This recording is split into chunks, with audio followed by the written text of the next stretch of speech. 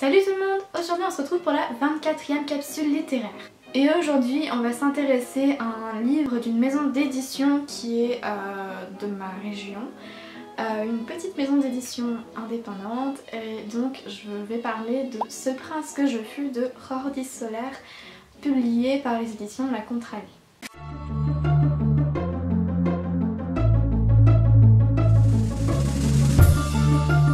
Alors ce roman, j'aurais tendance à le placer du côté de la chronique historique. Parce que finalement, on va suivre le narrateur qui se met en quête d'un trésor et d'une lignée très particulière. Et sa recherche va notamment le mener au XVIe siècle avec la princesse aztèque Xipaquatzin, si je le dis bien. C'est donc, comme je le disais, une princesse aztèque, fille de Moctezuma II, qui aurait été enlevée par un noble espagnol et ramenée en Espagne, dans un village plutôt reculé dans les Pyrénées. Là-bas naîtra de cette femme et de cet homme un enfant qui marquera du coup l'origine d'une lignée qu'on dit atteinte de folie et en même temps dépositaire d'un trésor immense, puisque je le rappelle, la princesse Xipaquatzin était du coup princesse aztèque et on sait que cette civilisation était plutôt riche et notamment en or. Le narrateur du coup, qui est dans une époque plus moderne et plus proche de la nôtre, va entendre parler de ce trésor et va se mettre en quête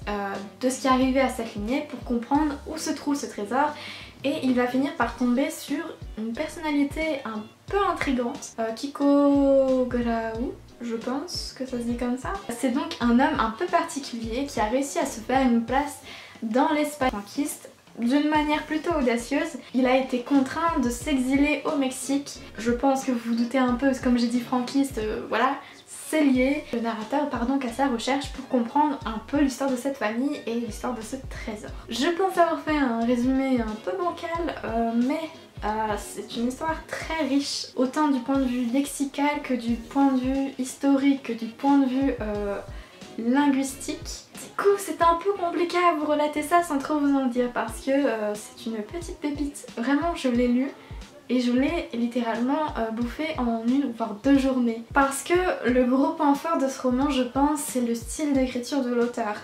Il va mêler de l'humour, il va mêler le passé, le présent, il va mêler des recherches à un entretien. Et c'est tellement bien écrit que tu ne remarques pas ces transitions, ça ne te perturbe pas dans le cours de ta lecture. C'est un enchaînement plutôt naturel de tous ces éléments et tu ne peux que le lire rapidement, tu ne peux que apprécier ta lecture.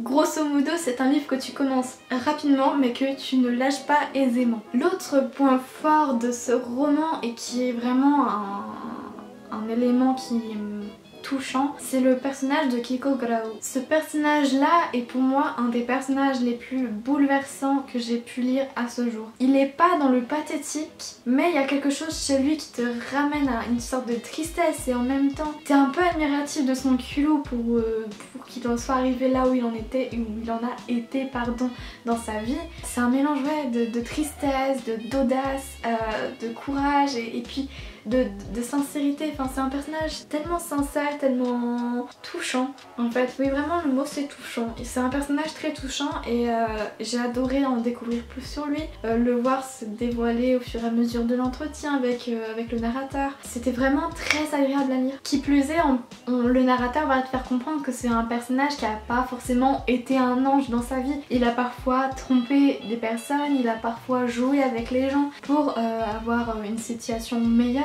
Mais pour autant, il y a vraiment cette espèce de sincérité, cette espèce de sympathie que le personnage suscite chez toi et tu ne peux que l'apprécier en fait. C'est vraiment, t'es obligé de l'apprécier. Il est tellement touchant à sa façon que voilà, même maintenant je ne saurais pas vous le décrire et vous le présenter en lui rendant justice et honneur.